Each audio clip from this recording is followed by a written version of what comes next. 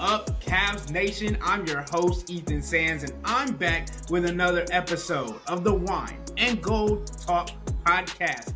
Joining me, beat reporter, Cavs, cleveland.com, Chris Fedor. Chris, I'm entering my second year on the beat, but I know you've been around for a little bit. You're the veteran. I might be still a little bit of a rookie. How long have you been doing this? What year is this for you? This has been too long, Ethan. Way too long. No, it's year 11, actually. Going into year 11. Last year was big number 10 for me. This year is 11. I don't know how much longer I'm going to be doing this for, but I'm still kicking. I'm still looking forward to a new season. So I feel like that's a good sign. When you're excited about the new regular season, that's usually a pretty good sign that you still love what you do. Year 11 and still seeing new things happen, right? It's the beginning of the season. We got to see a couple of games tonight. Boston, Knicks. Then you got to see the Lakers and the Timberwolves. Obviously, the biggest one on the storylines was LeBron James and Bronny James being able to take onto the court together for the first time with Ken Griffey Jr., Ken Griffey Sr. in the building. A big moment, not only because of the father-son duo, but also because LeBron James is entering his 22nd season. The only other player to do that is Vince Carter. Chris, I know you have covered him for a long time, have talked to him a lot. What is your take on the longevity of LeBron James entering this season? Yeah, Ethan, I mean, I think that's something that separates him in the conversation of the greatest of all time. Sustained greatness from LeBron. For him to be still so effective at this level, I don't know if he's a top 5 player in the NBA, but he's certainly a top 10 player in the league. So to be this far into his career and still playing as one of the best players in the league, that's something that I don't know that's going to be duplicated. He obviously works really, really hard on his body. He stays in great shape. He commits himself to all of the things that are required to be a great player. And it's just, you never want to count him out. You never say that he can't do something, because then he'll turn around and he'll shove it in your face and he'll find a way to do it. So for him to still be putting up the numbers that he's putting up, be in the conversation for all NBA, be in the conversation at various points for all-stars and MVPs this deep into his career, that sustained greatness is something, like I said, I don't know that it's going to be duplicated. I think it's special to LeBron, and I think that's one of the things that he is always going to have. We talk about Michael Jordan, we talk about Kareem Abdul-Jabbar, we talk about the other greats that have come before LeBron, but nobody has done it at this level for such a long time consistently the way that LeBron has. And I never take him for granted. That's the one thing that I learned a long time ago. When you have an opportunity to witness greatness, when you have an opportunity to be around greatness and see the work that he puts in behind the scenes and be able to interact with him like I've been lucky enough to do throughout the course of my career, I never take that for granted. That's one of the things that I love the most about this job, this business, is that you are around greatness and you get an opportunity to witness somebody's career unfold. And for me to be in this business, doing it as long as I have, and my career has kind of intersected and overlapped with LeBron's, I feel very, very fortunate because of that. I mean, when you think about 22 years, right? Like, just greatness and what he's been able to accomplish over that time, I think you're right. Like, you cannot take it for granted.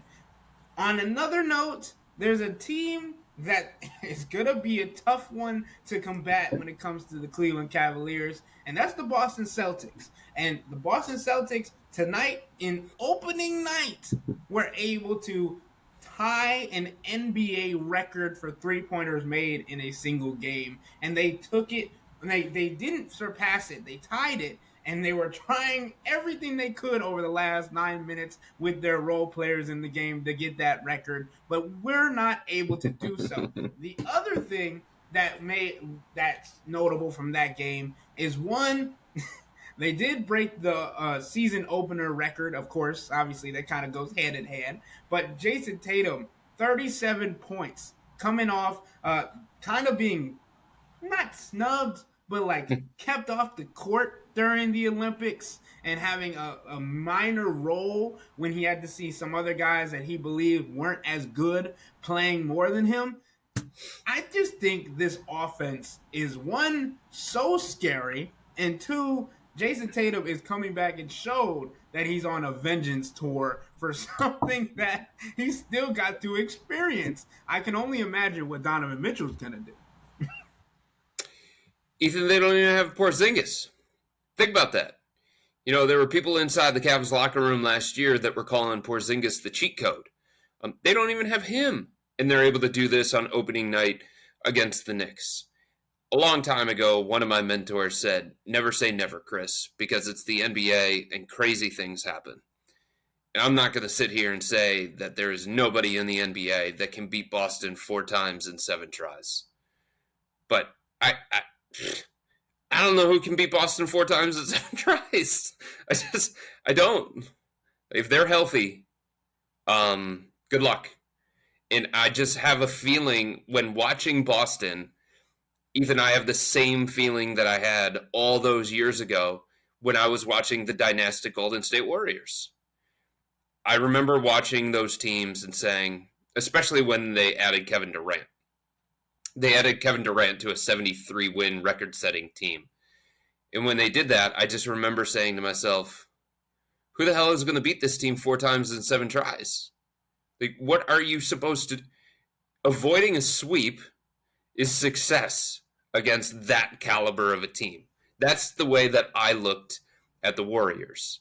I look at Boston the same kind of way. Good luck to the Eastern Conference, because that team brought everybody back, and this is a better version of Jason Tatum. His shot looks so much better, and they don't even have Porzingis yet. So, like, to be able to play the style that they do at both ends of the floor and have 5 threats to knock down threes every single minute that they play, it's just not the kind of team that we've seen very often over the last 2 decades. I just feel like they're the kind of team that you can pencil into the NBA Finals every single year if they're healthy. And that's the way that I felt about the Warriors. That's the way that I felt about the Cavs. Remember when the Cavs were going through their run in 4 straight NBA Finals? I just remember looking at it and say, okay, good luck, Toronto. Good luck, Indy. Good luck, Atlanta. Like, it was just a given that it was going to be the Cavs in the NBA Finals. And it was a given that it was going to be the Warriors in the Finals. And I feel like we've reached that point with Boston. Yep, and it came against the team that everybody's been looking forward to, Chris. Everybody's been talking so much trash about how good the New York Knicks were going to be and how good they were going to be with Cat, and how that matchup with Jalen Brunson was going to be perfect and seamless and all these different things. But it's really, really hard for your first game to be against the Boston Celtics. It's hard for the Knicks to be without Mitchell Robinson, Precious, and not to mention Mikal Bridges' shot just looks like garbage. Like, I'm sorry. That I can't even put it a nice way. Like, that might be the nicest way I could put it without getting fined, right? So and here's the thing, Ethan. They might be good this year. The Knicks might be the second best team in the Eastern Conference. By the time the playoffs roll around, they're probably going to be different. Right? Cat's going to have a better understanding of how to play that 2-man game with Jalen Brunson. And Mikal Bridges maybe is going to be more comfortable, and he's going to be more comfortable with his new-looking shot. and OG Anunoby is going to be further removed from injury. And you can say all those different things about the Knicks. And, like, they are a good team. That just tells you how great Boston is. Like, Boston, to me, is on a tier all by themselves. Nobody else belongs on that tier with Boston. They have separated themselves from everybody else in the NBA. Remember at the time that the Warriors were going to the finals over and over and over again, and Joe Lacob was like, hey, we're light years ahead of everybody. Boston's light years ahead of the rest of the NBA. And I don't think that's hyperbolic. I don't think that's prisoner of the moment. They're the reigning NBA champions. They brought everybody back. I think some of their players are going to be even better this year, and they still don't even have Porzingis. Like I talked about, Joe Mazzulla is going to be more comfortable as a coach, and all of these different things. So when we make these power rankings, it's Boston 1 and a Grand Canyon-sized gap of everybody else in the NBA behind them. And that's no disrespect to New York, to Cleveland, to Denver, to any other team that you want to throw out there. But Boston has earned that place, and they made New York look like the Chicago Bulls tonight, a team that will be fighting for a play-in tournament spot, a team that's probably destined for the lottery. And New York's not that. New York, to me, is the second best team in the Eastern Conference. But that just shows you the gap between Boston and everybody else, including New York. And for me, we're giving takes, we're giving predictions, all these other things. You can also go read mine and Chris's articles that got published on cleveland.com to get more in depth with our predictions. We gave those on Tuesday. But if we're talking about NBA Finals, right? We touched on that briefly. I want to get to the Cavs here in a second. But here's my prediction. Boston Celtics, Oklahoma City Thunder. Book it. Like, that is what I think is going to happen. That is what I think is the best matchup. And I think that might be the only team, when fully healthy, to be able to contend with the Boston Celtics currently. And that, like we said, that's not even with Kristaps Porzingis in the lineup. Yep. But for me, I think that if the Cavs can get past a rocky start, potentially getting through all the kinks and the offensive adjustments and still being able to play as a top 10, potentially top 5 defense in the NBA, not just in the Eastern Conference, in the NBA, that I think they can be the number 2 seed in the Eastern Conference, especially when you talk about the Knicks dealing with the injuries that I mentioned. Philadelphia is going to be without Joel Embiid and Paul George for at least a week. And that's not even going to talk about that Joel Embiid has talked about not playing in back-to-backs for the rest of his career.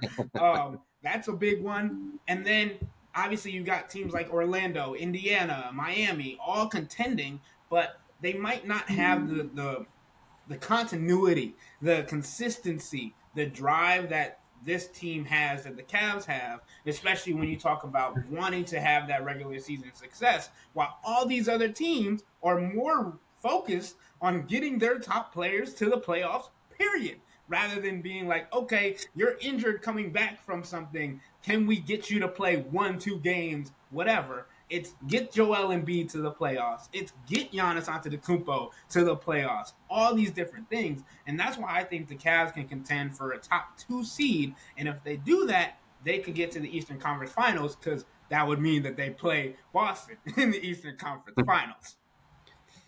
Yeah, I mean, I don't think it's unheard of for the Cavs to get to number 2 in the East. I have them finishing 3rd in the East, but the truth is, beyond Boston, there are a lot of questions with these teams. You mentioned it. What version of the 76ers are we going to get? What version of Joel Embiid are we going to get? He's already dealing with something. I think Paul George is a great addition. Caleb Martin, really, really smart addition. Kelly Oubre Jr., they boosted their wing depth in a significant way to better compete with the likes of Boston, who are just loaded with all-star caliber wings. But when you add new pieces, built into that is a level of uncertainty. I don't know if New York's going to be, I can't sit here and say that New York is definitively going to be better with Karl Anthony Towns instead of Julius Randle. I'm not going to sit here and definitively say that the version of Mikal Bridges that they got is going to be more productive and more reliable and more consistent than what they got from Dante DiVincenzo last year, who a lot of people wanted to put on their most improved ballot. So I just think beyond Boston, Ethan, there is so much uncertainty in the Eastern Conference that there is a pathway to the Cavs finishing second in the East, for sure. You can keep going down the list. Like, is Indiana going to hold up on the defensive end of the floor? Will their offense be as prolific and lethal as it was last year, or is there going to be some regression? The Orlando Magic, are they ready to go from good to great? Or are they just that team that is going to stick there right in the middle of the pack in terms of the playoff seeding? So I think because the East has so many teams with questions, and Milwaukee, is it ever going to come together? Does it work with Giannis and Dame? Does it work with Doc Rivers? Will Gary Trent Jr., Taurean Prince, and the other components that they added just around the margins be able to make up for the fact that Chris Middleton's coming off of ankle surgeries, and he's probably not going to be 100% for the first couple of weeks, maybe even the first month of the season, and he's getting older, and they don't have a lot of wiggle room to improve their roster at the trade deadline.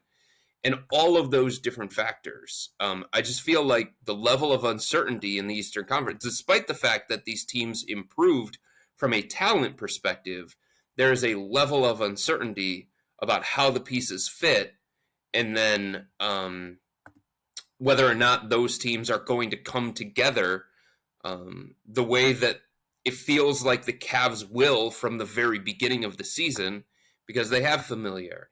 They have continuity. And yeah, they're going to change some things within their offense, and they're going to try and get Evan Mobley more involved offensively and make him more of a focal point. And there might be growing pains that come with that.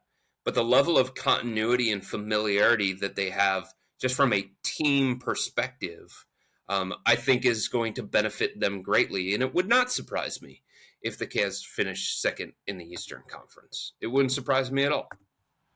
Right. And it's not saying that like these other teams aren't going to put up a fight.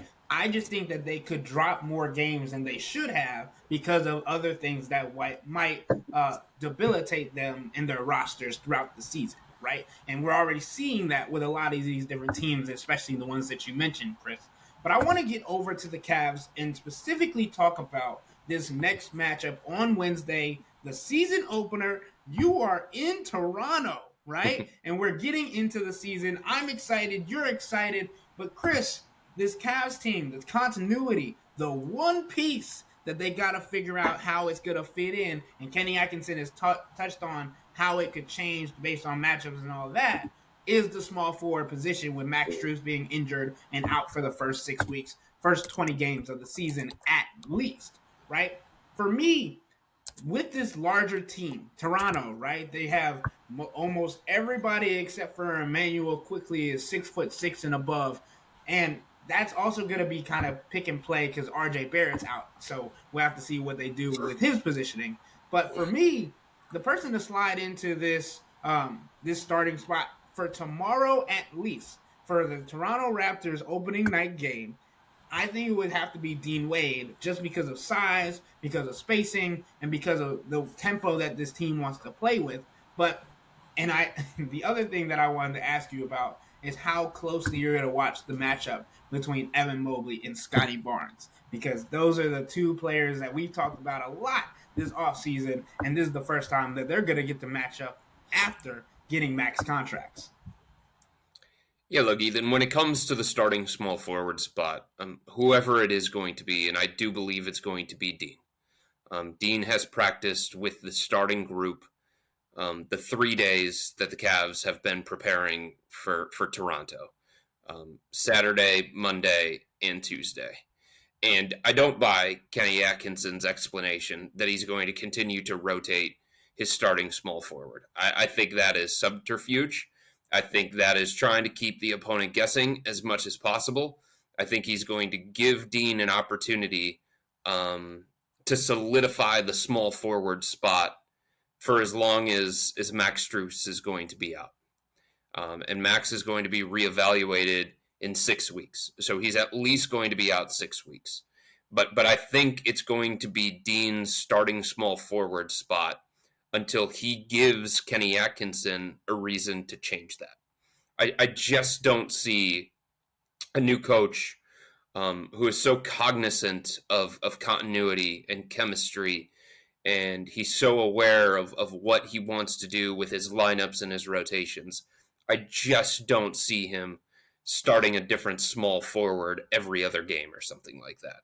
I just don't think you can do that. I think it's hard to get into a rhythm. I think it's hard to get the chemistry that you would want. And unless there's a reason for him to change, unless Dean shows that he cannot be a starter quality small forward, then I think it's going to be him. I think he's the most logical fit of all the options that they do have. Caris LeVert, too ball dominant. He was third on the team in usage rating last year behind Donovan Mitchell, Darius Garland. I don't think you can have those three guys being high-minute players that share the floor a bunch throughout the course of a game. I certainly don't think you can have them in the starting lineup.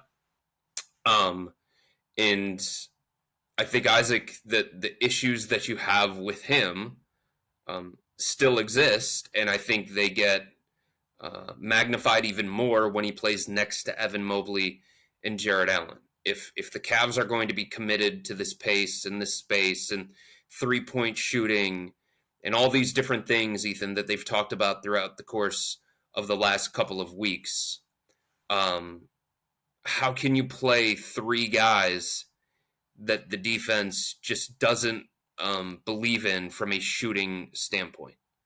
That's tough. I just think it leads to too much congestion. I think it makes things more difficult on the other players in the starting lineup if Isaac is going to be out there and if opponents are going to ignore him on the offensive end the way that they have in the past. So if the Cavs want to play the style that they've been talking about, then Dean Wade is the most logical fit for that. Putting him next to Jarrett Allen and Evan Mobley, that makes more sense than Isaac because there's more spacing involved. There's more three-point shooting involved. And at the very least, and this isn't to say that Dean is a significantly better offensive player than Isaac. It's not to say that Dean is a significantly better outside shooter than Isaac. But he's more of a threat, and he has more of a reputation as that. And I think it leads to the defense having to pay attention to Dean in a different kind of way than what they would if Isaac was in that starting lineup. If Isaac was in that starting lineup, I think the defense would say, okay, we've got somebody that we can use as a help defender. Send that guy closer to Darius. Send that guy closer to Donovan. Send that guy crashing down in the paint on Jarrett Allen or Evan Mobley. And I just don't think that that's something that the Cavs want to deal with, especially early on in the season, that level of congestion that they could have offensively. So I do think it's going to be Dean. It's going to be up to him to show that he can be a starter in the NBA, that he can fit alongside Darius, Donovan, Evan, and Jarrett. And when it comes to Evan and Scotty Barnes, look, there is a natural tie between those two guys. It's always going to be there. You're talking about the third overall pick and the fourth overall pick. You're talking about two guys that the Cavs considered with the third overall pick. No matter where their careers go, they're always going to be tied together. And every time that Evan plays against Toronto, you can just see a little bit more fire. You can see a little bit more passion. And I think every time Scotty Barnes plays against the Cavs, like there's a little bit in his own mind of y'all made the wrong decision, and I'm going to show you that. Yeah, and another wrinkle to the Caris LeVert situation, right? You mentioned usage rate, right? And obviously having three ball-dominant, pretty much guards, because Caris LeVert is more of a guard than a forward. Like, saying that, and then Kenny Atkinson also been talking about all year long, all off season long, that he wants to up Evan Mobley's usage rate. Like those two things don't go together. Like two things can't be the same, correct? But not in this instance, right? Right. Like they cannot have three ball dominant players on the court at the same time, and then also say that okay, Evan Mobley, we want you to do this. Karis Right. LeVert hasn't been known to play off the ball, especially on this Cavs team. And then the other thing is that Kenny Atkinson had talked about how the adjustment to the small forward starter position will affect their rotations and things like that. And for me, Dean Wade will be able to mix and match in his positioning and those kinds of things. But Karis LeVert, you want him as your sixth man. You want him coming off the bench to replace Darius or Donovan, depending on what you want to do in certain instances, and for him to lead the second group, right? Less so do you want to mix and match Dean Wade saying, okay, Darius Garland said it today. Dean Wade can, no disrespect to Isaac Okoro or anybody else on the defensive end, but Darius literally was like, y'all got to put respect on Dean's name. Keep saying 3 through 5. He can guard 1 through 5. And that's a conversation that has helped them on the defensive end and has also given Darius Garland and Donovan Mitchell confidence to not only read passing lanes. We saw it with Darius Garland getting 5 steals in the preseason finale. Like, having Dean Wade on the court, and you mentioned the offensive side, the defensive side, like that's his bread and butter. That's what he's known for. And we've talked about it a lot. Like Isaac Okoro and Karis LeVert might be the best point of attack defenders on this team. Dean Wade might just be the best overall defender for this team. But for me, obviously Evan Mobley's in that conversation as well. It's kind of it's difficult. It's difficult. But Yeah. I wanted to get to our subtexters who had some questions for us leading into the season opener. Chris, the first one comes from our guy Ricardo in Atlanta. He says, I may be shell-shocked from the Browns' performance after going over in the preseason, but should we be at all concerned that the Cavs also went over as well? Have the players expressed any worry about it? Not to anybody that I know. They're not worried about going over. How about you, Chris? Yeah, the players have not expressed concern about it. Look, there are numbers for everything. I think I did see a stat that teams that go over in the preseason, they're like 11-5 to the under of their win total. So that's obviously not the best sign for the Cavs. But I think it's hard to put too much into that, especially given some of the changes that the Cavs were trying to implement throughout preseason, some of the experimenting they did, the fact that they rested basically their entire starting lineup in the second game of the preseason, the fact that they were trying to be cognizant of the workload. If there was like something that was quote unquote alarming, it was the fact that in the preseason finale, Chicago was playing their junior varsity, their end of roster guys, and the Cavs, like, they couldn't win that game. They had an opportunity with all their starters out there on the floor against the Chicago nobodies, and they couldn't win. It went into overtime, and then Kenny decided to pull those guys. So I thought there was an opportunity for more separation there for the Cavs, and they didn't find a way to do it. But, given all the things that they were dealing with, given all the changes that they were trying to implement, given some of the things that they were trying to navigate in terms of injuries, Sam Merrill, Max Strus, I don't think anything that I saw from their performance is all that alarming where I'm saying, oh boy, they're screwed going up against Toronto, or oh boy, when they play at home against the Pistons, look out, upset alert, or Washington or New York or the first few weeks of this season are going to be a disaster or something like that. You could tell that Donovan didn't have the level of MVP intensity that he's going to have when he plays in the regular season. And you could tell that he wasn't being as quote unquote selfish or the Donovan that we've grown to expect. So I don't think just because they went 0-4 that that is a sign that they are doomed at the beginning of this season. Yeah, I'm in complete agreement. Just because it's a new slate, right? And like you said, like preseason, regular season, two very different commodities. And you got to figure out where you're going in the preseason so that you can execute it in the regular season. And to quote Darius Garland, the Cavs don't run from smoke. So it doesn't matter who they're playing. They're going to go after them like it's a brand new game, brand new season. That's happened even last year after losses. They had a brand new mindset and went after the next opponent with a brand new, just agenda. But the next question coming from Daniel in Seattle, he says, have you gotten a sense from Kenny Atkinson or the organization in general where they stand between getting lineups figured out even at the expense of wins, or win as many games to get the best seed possible, even if that means less experimenting with rotations?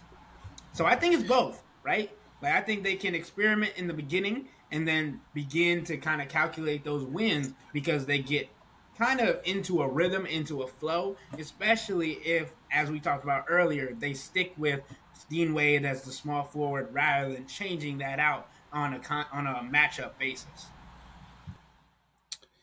Yeah, Ethan, I just don't get the sense that they're coming into this season saying to themselves, we need to chase regular season wins. We need to hunt regular season wins at all cost. They're going to try and win the games. They're going to try and finish with a high seed. Home court advantage would be important. Being on the other side of the bracket, away from Boston, also important.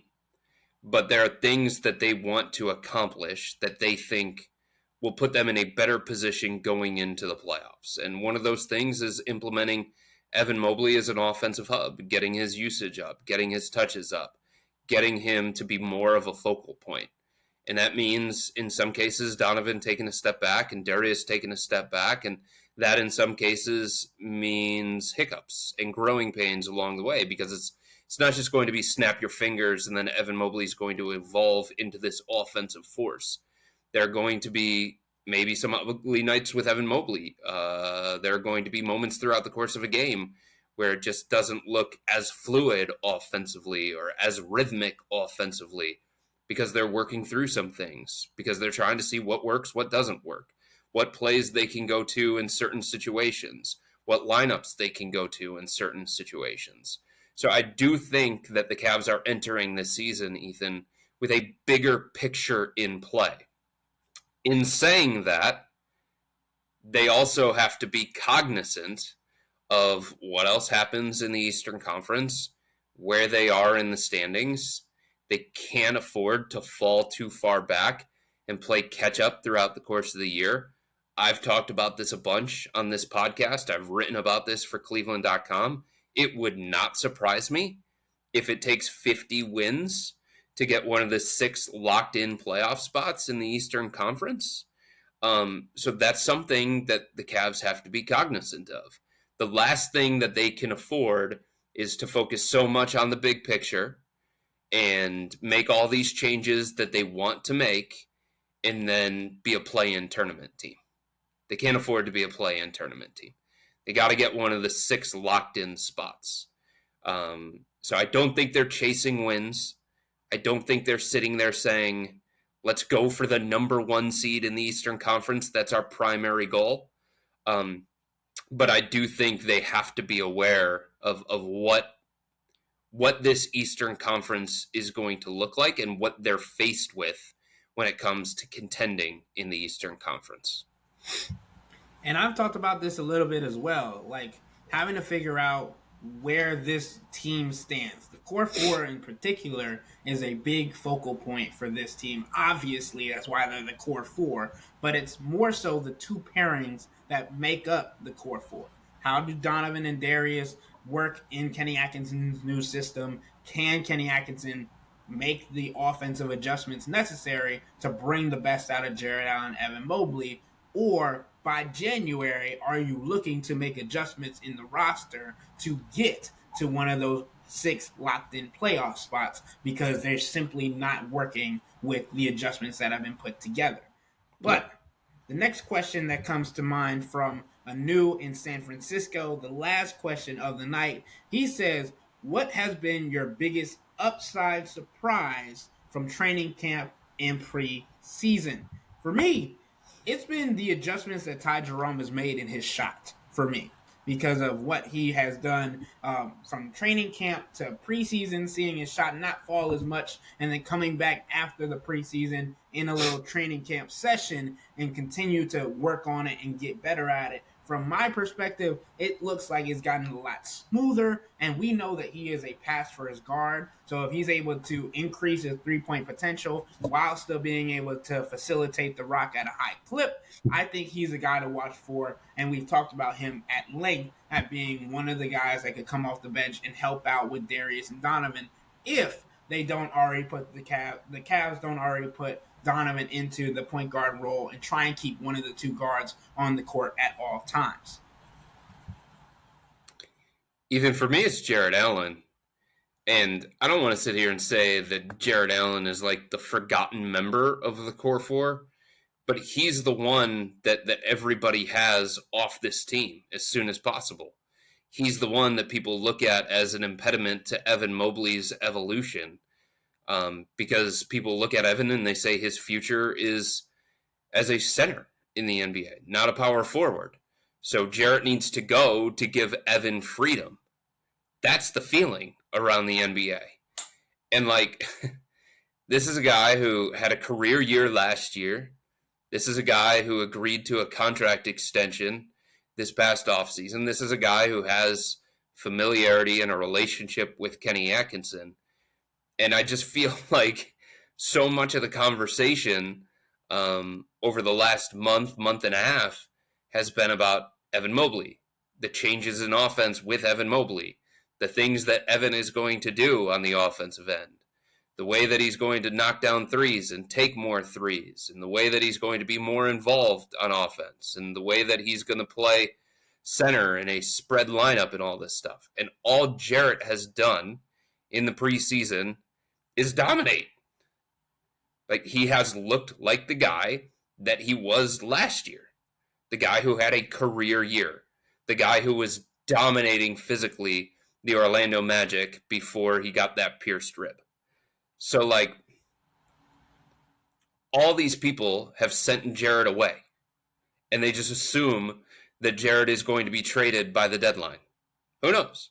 Maybe he will be. Maybe the Cavs feel like the best way to get the best out of Evan is to break up those two guys. But, like, teammates rave about Jarrett offensively and defensively, how much easier he makes everything for them, both ends of the floor. And all he has done in preseason is dominate. So it's like, how do you sit here and say that the Cavs are a significantly better team without a top 5 center in the Eastern Conference? Without a guy who is an all-star caliber player. So I just feel like this preseason and training camp, in a way, has been a reminder of, hi guys, I'm still here. They still like me. I'm still a member of the core 4 too. Like, I get it. There's excitement over the mystery box in Evan Mobley. But, like, I'm 18 points per game and 12 rebounds and one of the most impactful defenders in the league. Like, that works. There's value to keeping me on this roster. Before you start sending me to New Orleans or sending me to Los Angeles or wherever it is you want to send me, like, I'm really freaking good at basketball, and I'm really, really important to the success of this team.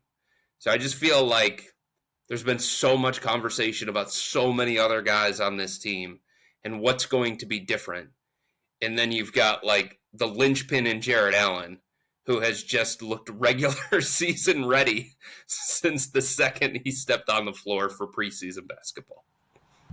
I love Jarrett Allen's, like, demeanor, right? Because he's not showy, flashy, none of that. He took all the disrespect that was dished to him, which after the Knicks series, sure, I understand it. But, like, even after coming back and saying, "Oh, y'all didn't think I could play because I had a pierced rib," how about you go have a pierced rib and see if you can get hit every time going down the floor and see how you go play? Like, this is a guy who comes about his business, does his business, gets the check, and goes home to make computers, read a book, or some regular people stuff, right? Like, this is not somebody that's like, okay, I gotta go get some chains or whatever. I remember watching an interview about Jared Allen. He said, "What am I gonna walk in here with a $25,000 chain? I'm good with my hoodie, thank you." Like Jared Allen is, and like you mentioned, Chris, like a double dome machine, been ready to showcase that he is so good. And to me, if the Cavs were to trade somebody away, they would regret playing because they would have to play against Jared Allen at some point, right? Like, and they would see that Jared Allen has these capabilities that they already knew he had, but yet seeing it against you is a very different flavor than seeing it in front of you every day and not taking it for granted, right? So, all that to say, Jared Allen gonna have a great year. Evan Mobley breakout year. Does Donovan Mitchell and Darius Garland work? That's the pairing that I want to see the most out of this year. But Look, with I that, mean, even I think it's fair to sit here and say that there's stylistic overlap with Jared and Evan Mobley. We've talked a lot about that. And I think it's fair to sit here and say that there's stylistic overlap with Darius Garland and Donovan Mitchell. And you just kind of have to work through those things. Despite that, I think it needs to be pointed out that with Jared Allen and Evan Mobley on the floor together, the last two seasons, while everybody's talking about what doesn't work with this team, while everybody's talking about how those guys need to be broken up for each individual to thrive, over the last two seasons, with Jarrett and Evan on the floor together, the Cavs have an offensive rating of 118.6. 118.6. That would be good for fifth in the league. So yes, it would be really beneficial for Evan Mobley to be a better perimeter player. And yes, it would be really, really beneficial for Evan to start knocking down outside shots. But like when the Cavs sit here and say there's a bunch of data that points to it working, there is, and these just aren't made up stats, right? These aren't just like the ones that you pull up because they enhance your argument or something. That's literally just their offensive rating with those two guys on the floor together. Like, it has worked offensively. It has. Like, despite the stylistic overlap, despite the questions about the spacing and the outside shooting, like, they have found a way to be successful. They've gone to back-to-back playoffs. They advanced to the Eastern Conference semifinals. Like, it's not to a point where it's so dysfunctional with this offense, with those two guys on the floor together, that tomorrow they need to be split up or the Cavs can't possibly reach their goal. 118.6. Fifth in the NBA. That would be fifth in the NBA over the last two seasons with those guys on the floor together. Like, that's not a made-up stat. That's how they function offense. That is their offensive rating with both those guys who supposedly can't play together on the floor. it's Atkinson's job to tap into that and make that an overall offensive rating, not just with those two playing together. That's right. Making that happen for the entire team with the two pairings is what the difficult job is of Kenny Atkinson this season, and that's what the major point is. That's where the eyes are at. Can he make that happen? Can he make this offense better overall? Tap into the potential that he's seen, the potential that Evan Mobley showed in the postseason last year against the Boston Celtics, and we've seen glimpses of it, right? The pace numbers already, the preseason that they went over in, right? they were the second highest rated pace team in the NBA. So that's one of the things that he's talking about. But there are other things that he wants to tap into while not losing the defensive identity that has made them who they are. That has been the most important thing for Kenny Atkinson, because the defense hasn't been great in the preseason to start the training camp, all those different things.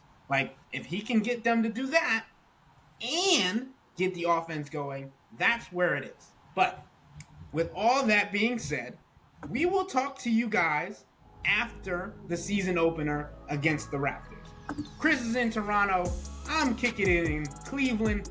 But you don't want to miss out on any of this. So remember to become a Cavs Insider and interact with Chris and me and Jimmy by subscribing to Subtext. This is where you can send your questions in, get a little shout out, and that is where you can get a whole lot of insight when it comes to me, Chris, and Jimmy hitting your phones directly to your lines. So sign up for a 14-day free trial or visit cleveland.com/Cavs and click on the blue bar at the top of the page. If you don't like it, that's fine. All you have to do is text the word STOP. It's easy, but we can tell you that the people who sign up stick around, because this is the best way to get insider coverage on the Cavs from me, Chris, and Jimmy. This isn't just our podcast. It's your podcast. And the only way to have your voice heard is through Subtext. Y'all be safe. We out.